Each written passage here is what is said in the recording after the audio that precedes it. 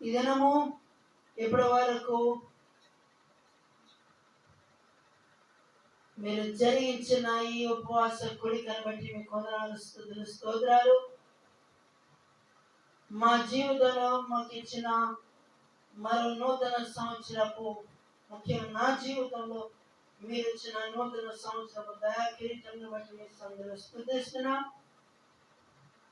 గతించిన కాలం అంతయు మీ కృపలో అయోగ్యన నన్ను మీ శిలువచాటున మరుపరిచి, పరిచర్యలోను మీరు వేసే ప్రతి అడుగులోను,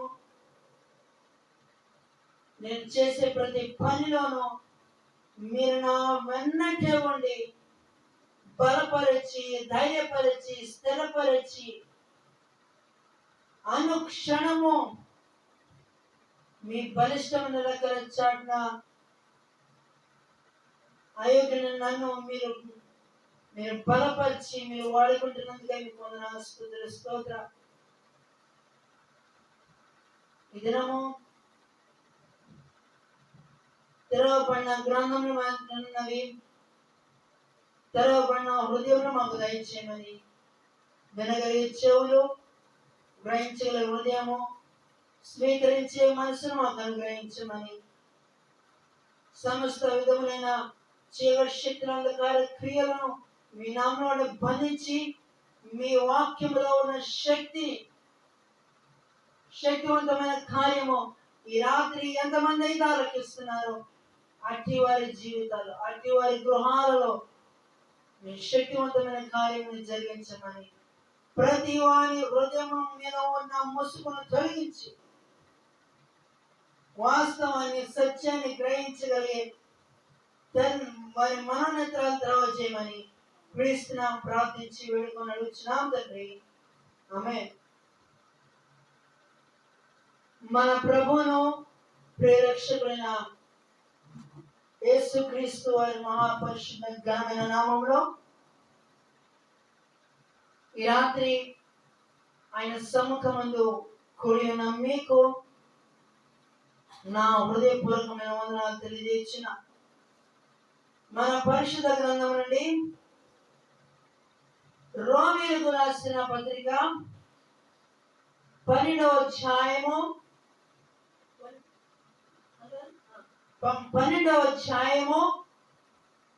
17వ వచనం నుండి చివరి వరకు ఒక్కొక్క వచనాన్ని మనము క్షుణ్ణంగా ధ్యానిద్దాం. దేవుని వాక్యం మనకు ఏమని సెలవిస్తుంది, ఈనాటి మానవుడు ఏమి చేస్తున్నాడనేది ఒక్కసారి మనం పరీక్షించు. కీడుకు ప్రతి కీడు ఎవనికి చేయవద్దు, కీడుకు ప్రతి కీడు ఎవనికి చేయవద్దు. మనుష్యులందరి దృష్టికి యోగ్యమైన వాటిని గూర్చి ఆలోచన కలిగి ఉండుడి. ఏంటండి? కీడుకు ప్రతి కీడు ఎవరికి చేయవద్దు. మనుష్యులందరి దృష్టిలో ఏది యోగ్యమైనదో వాటినే చేయమని అపోస్తలుడైన పౌలు గారు రోమా సంఘానికి ఆనాడు తెలియజేశారు. ఈ రోజున దేవుడు తన శక్తివంతమైన వాక్యం ద్వారా మనతో మాట్లాడుతున్నారు. అవునా? ఈ రోజున ఒకసారి పరీక్షించుకుందాం. నా జీవితంలో నేను ఎవరికి కీడు చేయలేదని ఈ రాత్రి ఎంతమంది ఆలోచిస్తున్నారు? వారి గుండె మీద చేసుకుని ఎవరైనా చెప్పగలరా? నేను ఎవరికి కీడు చేయలేదు అనే మాట 100% ఎవరు చెప్పలేదు. ఎందుకంటే ఏదో సందర్భంలో వారి మనసు నొప్పించినప్పుడు, వారి మనసులో ఉన్న బాధను ఒక కోప రూపంలో తెలియజేస్తారు. అయితే దేవుని వాక్యం ఏమని సెలవిస్తుందంటే, కీడుకు ప్రతి కీడు చేయొద్దు. పని కాదు. పగ తీర్చుకోవడం అది నీ పని కాదు, అది నా పని.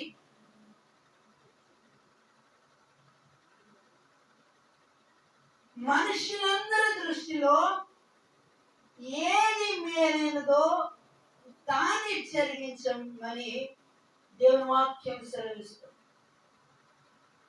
ఈ రోజున మనలో ఎంతమంది అందరి యొక్క అభిప్రాయములను తీసుకొని వాటిలో ఏది మేలైనదో వాటిని జరిగిస్తున్నారు. ఈ రోజున మంచి అనుభవం గలవారు.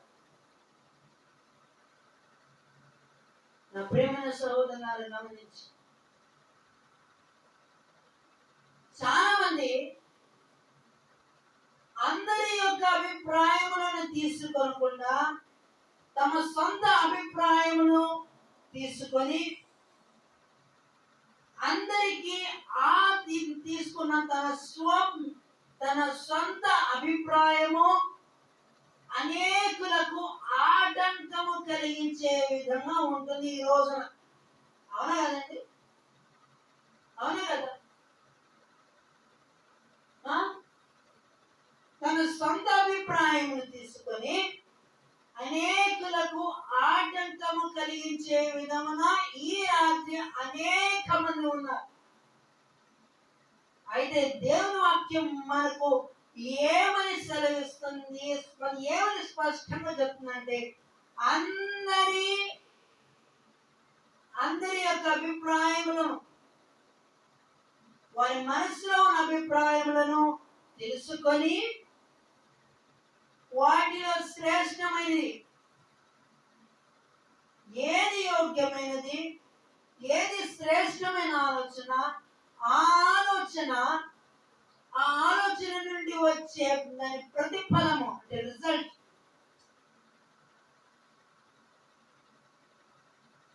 యోగ్యమైనది, మేలైనది,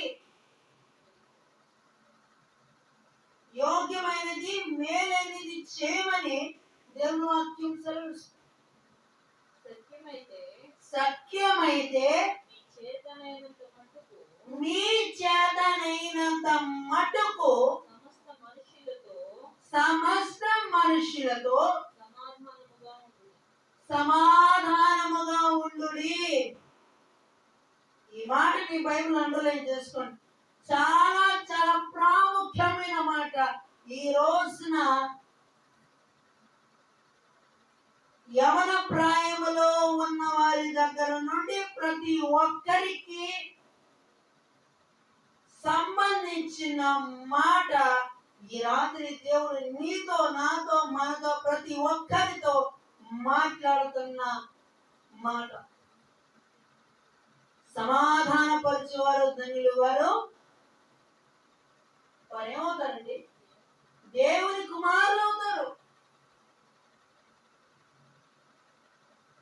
సమాధానం గురించి కాసేపు పక్కన పెడితే, సమాధానాన్ని చెడగొట్టే వారు ఈ రోజున అనేకులు తయారవుతున్నారు. అవునా కదండి? సమాధానాన్ని చెడగొట్టేవాడిగా ఉన్నావా? సమాధానాన్ని చక్కపరిచేవాడిగా ఉన్నావా అనేది ఈ రాత్రి ఈ వర్తమానం వెంటనే నీవు ఒక్కసారి నీ హృదయంలో ఆలోచించుకొని పరీక్షించుకుంటే దేవుడు తన వాక్యం, దేవుడు తన మాట ద్వారా నీతో, నాతో, మనతో సూటిగా మాట్లాడుతున్నాడు. నా ప్రేమైన సహోదరులను గమనించండి. ఒక చిన్న సంభవాన్ని నేను మీకు తెలియజేస్తాను. నేను డిగ్రీ చదువుతున్న టైంలో ఒకసారి ఇట్లాగే మా క్లాస్ రూమ్ లో ఇద్దరు తన్నుకుంటుంటే వారిద్దరిని వేరు చేసి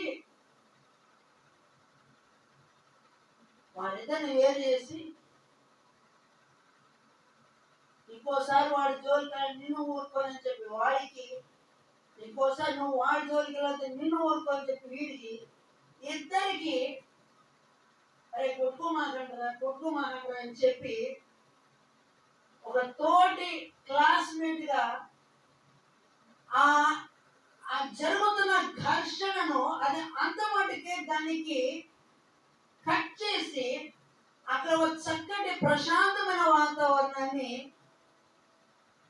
కలిగించడానికి దేవుడు నాకు ఇచ్చిన జ్ఞానమును బట్టి నేను ప్రభునందు స్తుతిస్తున్నా, సంతోషిస్తున్నా. ఇది నా గొప్పతనం కాదు, మనుషులకు గొప్పతనం ఏమాత్రం పనికిరాదు. అది దేవుడు నాకు ఇచ్చిన జ్ఞానమును బట్టి ప్రభునందు స్తుతిస్తున్నా. రావచ్చు ప్రియులారా, మీకు మీరే పగ తీర్చుకొనక మీకు మీరే పగ తీర్చుకొనక దేవుని ఉగ్రతకు చోటియుడి. దేవుని ఉగ్రతకు చోటియుడి. పగ తీర్చుట నా పని, పగ తీర్చుట నా పని, నేనే ప్రతిఫలమునిత్తును నేనే ప్రతిఫలమునిత్తును అని ప్రభువు చెప్పుచున్నాడని అని ప్రభువు చెప్పుచున్నాడని రాయబడి ఉన్నది. రాయబడి ఉన్నది. ఎవరండి మనం? మన ఇతరులకు తీర్పు తీర్చడానికి మనం ఎవరండి? Who are we? Who are we to judge others? పగ తీర్చుకోవడం అది నా పని. నాకు అప్పగించు, నాకు అప్పగించు. నీ మీద పగ తీర్చుకునే వాళ్ళ విషయంలో నువ్వు మళ్ళీ జోక్యం చేసుకోవద్దు. అది నాకు అప్పగించి నేను చూసుకుంటాను. ఆమేన్. మీరు ఊరకనే నిలిచి ఉండి యెహోవాను గ్రహించు రక్షణను కనులారా చూడండి అని ఆనాడు ఇశ్రాయేలు ప్రజలను నడిపిస్తున్న నాయకులైన మోషే జ్ఞాపకం వచ్చిందండి? జ్ఞాపకం వచ్చిందా? 6 లక్షల కాల్బలం ఉన్న ఇశ్రాయేలు జనాంగాన్ని నడిపించడానికి ఎంతో ఓర్పు సహనము కలిగిన నాయకుడైన మోషే ఎర్ర సముద్రం దగ్గర నుంచున్నప్పుడు ఈ ఇశ్రాయేల్ మమ్మల్ని చంపడానికి తీసుకొచ్చావా అని మోషే మీద తిరిగి సనగడం ప్రారంభమైంది. అయితే మోషే అంటాడు, మీరు ఊరకని నిలిచి ఉండి యెహోవాను గ్రహించు రక్షణను కనులారా చూడండి. మీరేం చేయొద్దు. ప్రభువా, నా విషయంలో ఇదిగో పలానా వాడు నా విషయంలో పగ తీర్చుకోవాలనుకున్నాడు, ఆ వ్యక్తిని నీ చేతులకు అప్పగిస్తున్నా. నేనైతే ఈ విషయం నేను జోక్యం చేసుకోను. గమనించండి, ఈ మాట చాలా చాలా ప్రాముఖ్యమైనది. ఒక నీ పొరవాడు నీ విషయంలో పగ తీర్చుకున్నాడంటే నువ్వు మరలా తిరిగి పగ తీర్చుకుంటున్నావంటే నువ్వు దేవుని ఉగ్రతకు చోటు ఇవ్వడం లేదు అని అర్థం. అవునా కదండి? ప్రియులారా అని ప్రభువు ఎంత ప్రేమగా చెప్తున్నాయండి. What a lovely God we have. అవునా కదండి? ప్రియులారా, మిమ్మల్ని మీరు పగ తీర్చుకొనక దేవుని ఉగ్రతకు చోటియుడి. ఈ మాట ప్రతి ఒక్కరు ప్రతి రోజు మీ మీద ఎవరన్నా పగ తీర్చుకునే వాళ్ళు కనుక ఉంటే వాళ్ళ ముందు మోకరించి, ప్రభువా, ఈ సహోదరుడు నా విషయంలో పగ తీర్చుకున్నాడు, ఈ సహోదరుని నీ చేతులకు అప్పగిస్తున్నా, నువ్వు చూసుకో, దీని విషయంలో నేనేం పగ తీర్చుకోనని ఆయన చేతిలో పెట్టు. ఆమేన్. నీ మీద పగ తీర్చుకున్నాడు నువ్వు దేవుని చేతిలో పెట్టు. నీవు చూస్తుండగానే నీ మీద పగ తీర్చుకునేవాడు నీవు తీర్చుకోవాల్సిన ఆ నీ మీద ఎవరైతే పగ తీర్చుకోవాలని సిద్ధంగా ఉందో నువ్వు తీర్చుకోవాల్సిన అవసరంలా, నువ్వు దేవుని చేతిలో పెడితే ఆయనే తీర్చుకుంటాడు. దేవుని స్తోత్రం. హల్లెలూయా. నువ్వు మౌనంగా ఉండు, మౌనంగా ఉండు, నేను చూసుకుంటాక. నీవు నా చాటున దాగి ఉన్నావు. ఏమన్నా అర్థమైందా లేదండి? నువ్వు నా చాటున దాగి ఉన్నావు. నా చాటున నువ్వు దాగి ఉన్నప్పుడు నీకేం పని? అది నేను చూసుకుంటా. పగ తీర్చుకొనుట నా పని, అది నేను చూసుకుంటా. ఇప్పుడు ఎవరైనా నీ మీద కర్రలు తీసుకోనో, నీ మీద దాడి చేయడానికో, నిన్ను కొట్టడానికో, నిన్ను తరుముతూ ఉంటే, నిన్ను ప్రేమించేవారు నీ ఇంటి వారు, వాళ్ళది తండ్రైనా కావచ్చు, తల్లైనా కావచ్చు, ఎవరైనా కావచ్చు, నువ్వు వాళ్ళ చాటున దాగి ఉంటే నీ మీద హాని చేయాలనుకున్నాడు వాడు ఒక అడుగు ముందు చేయగలడా? ఏమండి? అవునా కదా?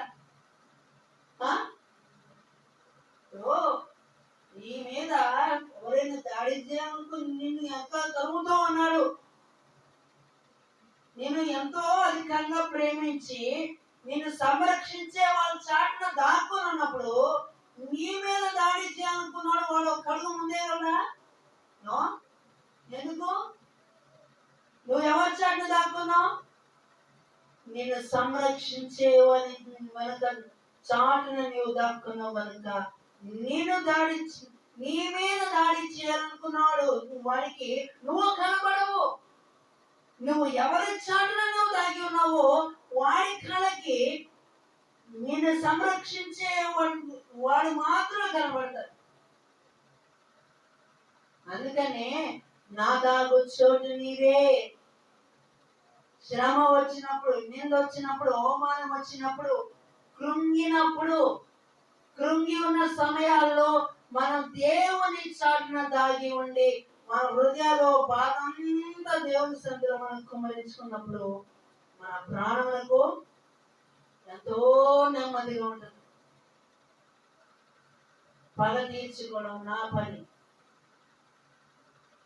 ఈ రోజు నుంచి ఎవరైనా మీ విషయంలో పగ తీర్చుకునే వాళ్ళైనా, నీ మీద దాడి చేయాలనుకున్న వాళ్ళైనా, ఎవరైనా సరే మీరు మౌనంగా ఉండండి. మీ పక్షాన దేవుడు తన కార్యములు జరిగించగల సమర్థుడు. ఆమేన్. మీరు దేవుని చాటు దాగి ఉండండి చాలు.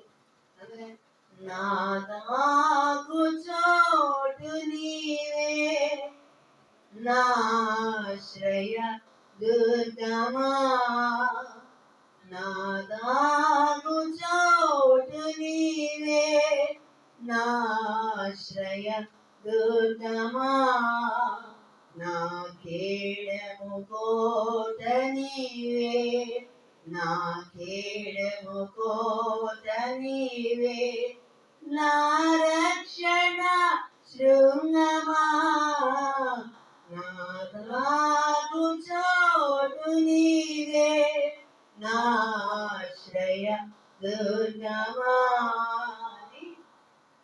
అయ్యా, నీవే నాకు ఆశ్రయ దుర్గము, నీవే నా దాగు చోటు. నన్ను తరమడానికి,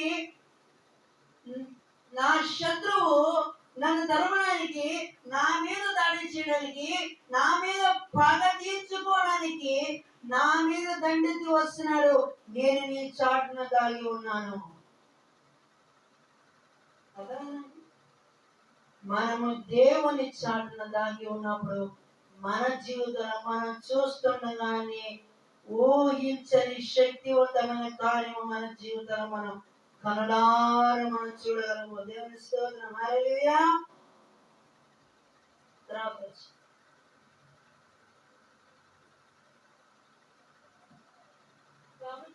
కాబట్టి నీ శత్రువు ఆకలిగొని ఉంటే అతనికి భోజనము పెట్టుము. దప్పికొని ఉంటే దాహమేమో. అలాగు చేయటం వలన అతని తల మీద నిప్పులు కుప్పగా పోయుదు. ఏంటండి? ఆ? ఇది అక్కడ విచిత్రం. మన మీద ఆ రకంగా గయ్యాలి గొప్పలా ఎగిరి ఆ? ఆడికి ఆకలి అయినప్పుడు అన్నం పెట్టాలా? ఆ? దాహం అయినప్పుడు మంచినీళ్ళు ఇవ్వాలా? ఇది ఎప్పటికీ సాధ్యం కాదు అని అనుకుంటే మరో దేవుని రాజ్యంలో చోటు ఉంటుంది సుమి. అవునే కాదండి కదా? అవునే కదా? ఎంతటి శత్రువు అయినా అందుకే కదా మత్తయి సువార్త 5:44 నీ శత్రువును ప్రేమించండి, మీ పరలోకపు తండ్రి కుమారులైన ప్రకారము మీరు శత్రువులను ప్రేమించండి, మిమ్మల్ని హింసించే వారి కొరకు ప్రార్థించండి, అవసరంగా క్షమించండి. కోటి రూపాయలు అంత కట్టాలా తెలుసలానగా? క్షమించడానికి అంగీకరించిన మనసు ఎందుకంటే మనకి మనుషుల అపరాధములను క్షమించిన మీ పరలోకపు తండ్రి మీ అపరాధములను ఏంటది తెలీదా మీకు? మనుషుల అపరాధములను క్షమించిన మీ పరలోకపు తండ్రి మీ అపరాధములను క్షమించును. మనుషుల అపరాధములను క్షమింపకపోయిన ఎడల మీ పరలోకపు తండ్రి మీ అపరాధములను క్షమింపడు. అట్టి వానికి దేవుని రాజ్యంలో స్థానం ఉండదు. అవునా కదండి? అవునా కదండి? అనిపించే మనిషిని క్షమించలేని నీవు కనబడని దేవుడు నిన్ను ఎట్లా క్షమిస్తాడయ్యా? కనిపించే నీ తోటి సహోదరుని నీవు క్షమించలేని నీవు కనబడని దేవుడు నిన్ను ఎట్లా క్షమిస్తాడయ్యా? తర్వాత వచ్చింది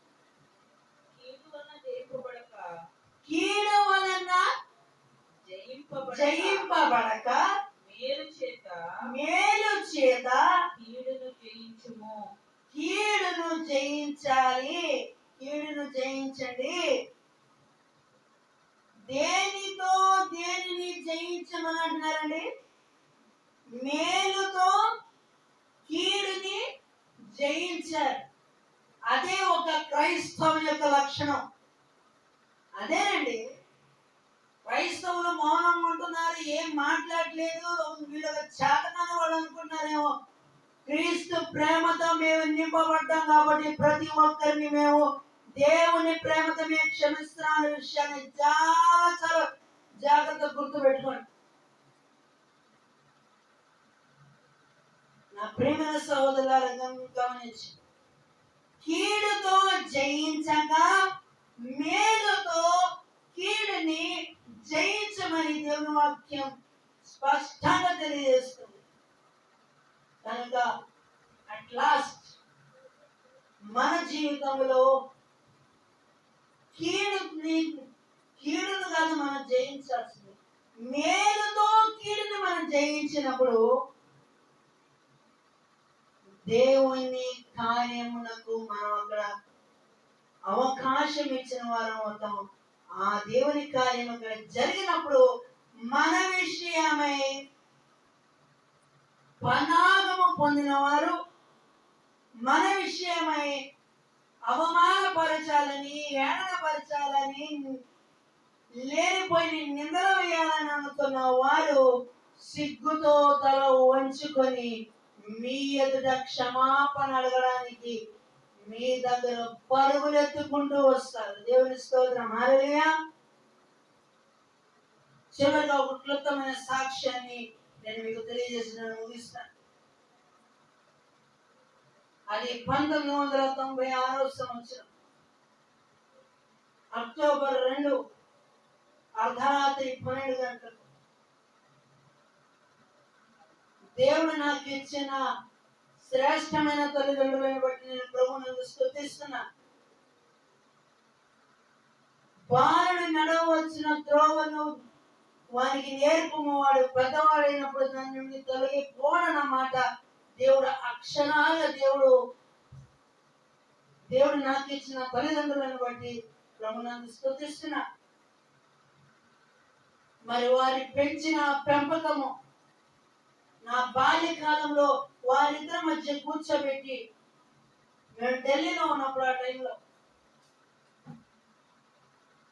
వారిద్దరి మధ్యలో నన్ను కూర్చోబెట్టి ఎట్లా ప్రార్థించాలి అని వారిని నేర్పించిన విధానమే ఈ రోజున అనేక మంది కొరకు భారంగా ప్రార్థించాలి అన్న ఆలోచనను అప్పటి నుంచే వచ్చింది.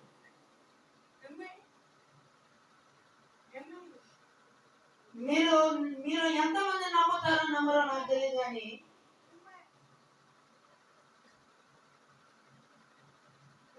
ఇదే మందిరంలో కరోనా టైంలో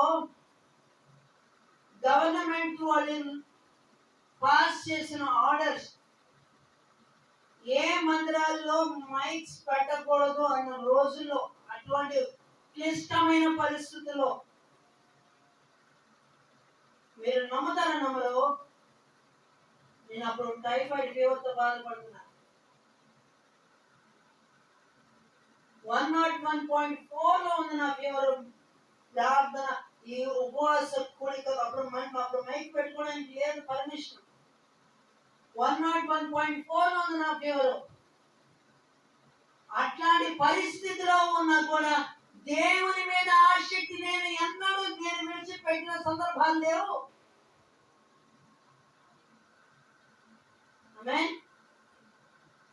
అంత ఫీవర్లో ఉన్నా దేవుని మీద ఆసక్తి నేను విడిచిపెట్టలే. ఎప్పుడైతే ఈ ఉపవాస కూడికను ఎప్పుడైతే ప్రార్థనతో ప్రారంభించి జరిగిస్తున్నానో, మీరు నమ్ముతారో నమ్మరు, దేవుని యొక్క బలిష్టమైన హస్తము నన్ను తాకింది. ప్రార్థనకు ముందు 101.4 లో ఉన్న నా ఫీవర్ 98.4 లోకి వచ్చిందని మీరు నమ్ముతారా? మీరు నమ్ముతారండి? అది కూడా కరోనా టైంలో ఎక్కడికి వెళ్ళలేని పరిస్థితి, ఎక్కడ చూసినా లాక్డౌన్. కరోనా టైంలో ఎంత క్లిష్టమైన పరిస్థితిలో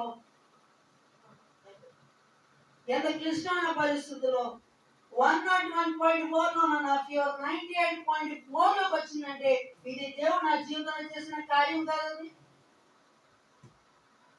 నా ప్రియమైన సహోదరులారా గమనించండి, ఎప్పుడు ఎదుటి వారిలో ఉన్న లోపాలను చూసి దెప్పి పొడవకండి. మనుషుల దృష్టిలో బలహీన కనబడచ్చాం, కానీ ఈ బలహీనులే రేపు దేవుని చేతిలో పడితే మా బలహీనులే దేవుని చేతిలో బలంగా వాడబడే యోగ్యమైన సాధనాలుగా దేవుడు వాడుకుంటాడని విశ్వాసము, ధైర్యము మాకుంది. ఆమేన్.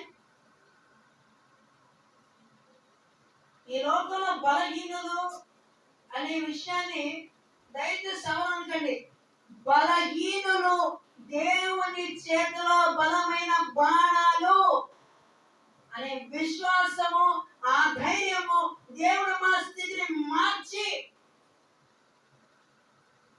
మా విషయంలో ఎవరైతే అవమానపరిచారో వాళ్ళ కళ్ళ ముందే దేవుడు మమ్మల్ని సాక్షిగా నిలబెడతాడని విశ్వాసము, నిరీక్షణ, ధైర్యము మాకు ఉంది.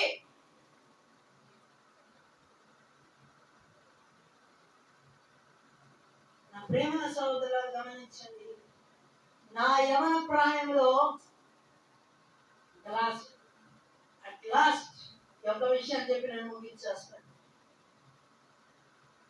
నా యవన ప్రాయంలో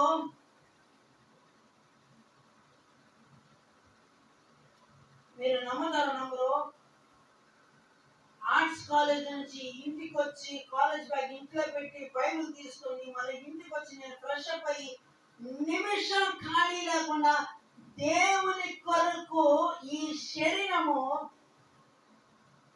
ఎంత ప్రయాసపడిందో అది మీలో చాలా మందికి మీకు తెలియదు. మీలో చాలా మందికి తెలియదు ఆ విషయం. దేవుని కొరకు పడిన ప్రయాసకు ప్రతిఫలమే ఈ రోజున ఆయన వాక్య పరిచర్య కొరకు దేవుడు నన్ను ప్రతిష్ఠించుకున్నాడు. ఈ రోజున మా స్నేహితులకు అనేక మందికి సాక్షిగా దేవుడు నన్ను నిలబెట్టినందుకు నేను ప్రభునందు సంతోషిస్తూ, ప్రభునందు అతిశయిస్తూ ఈ మాట నేను మీకు అందరికీ తెలియజేస్తున్నాను. మా జీవితాల్లో కార్యము జరిగించిన దేవుడు ఈ రాత్రి ఈ క్లుప్తమైన సాక్ష్యాన్ని ఆలకిస్తున్న ప్రతి ఒక్కొక్కరి జీవితాలలో దేవుడు తన శక్తివంతమైన కార్యము జరిగించగల సమర్థుడు.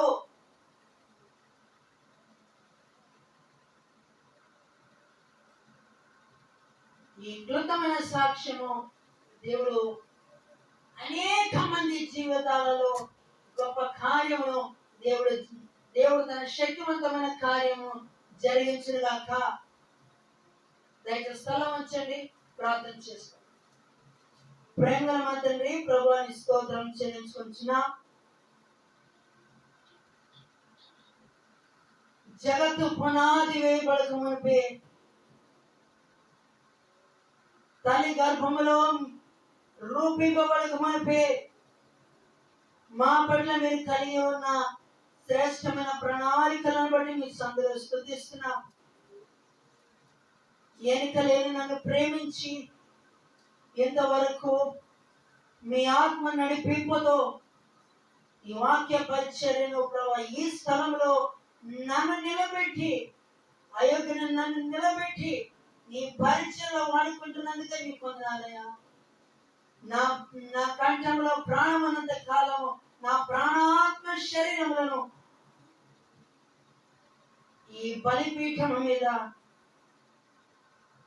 సజీవయాగముగా నా జీవితాన్ని మీకు సమర్పించుకున్నాను ప్రభా. ఈ రోజున అనేక మంది యవన బిడ్డలకు ఒక మాదిరిగా యోసేపు వంటి ఫలించడి కొమ్మగా నా జీవితాన్ని చేయండి ఆయన.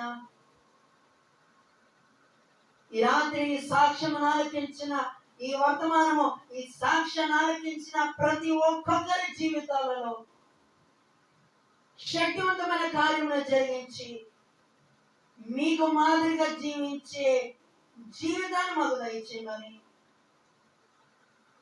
యవన బిడ్డలను యోసేపు వలె ఫలించడి కొమ్మగా చేయను ప్రభా.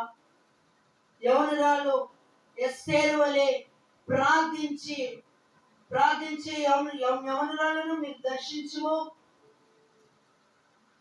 వారు అనేక మందికి దీవెనకరంగా ఆశీర్వాదకరంగా ప్రార్థనతో నింపబడిన దైవ భయముతో కూడిన అనుభవానికి నడిపించమని, అలాగే యవన బిడ్డలను కూడా ప్రార్థన, దైవ భయంతో ప్రార్థనతో వారి ఆత్మీయ జీవితాలు కట్టుకొనగలిగే సమయోచితమైన జ్ఞానము ఈనాటి యవన బిడ్డలకు యవనురాళ్లకు మీరు దయచేయమని క్రీస్తు నామమున ప్రార్థించి వేడుకొని అడుగుచున్నాం తండ్రి.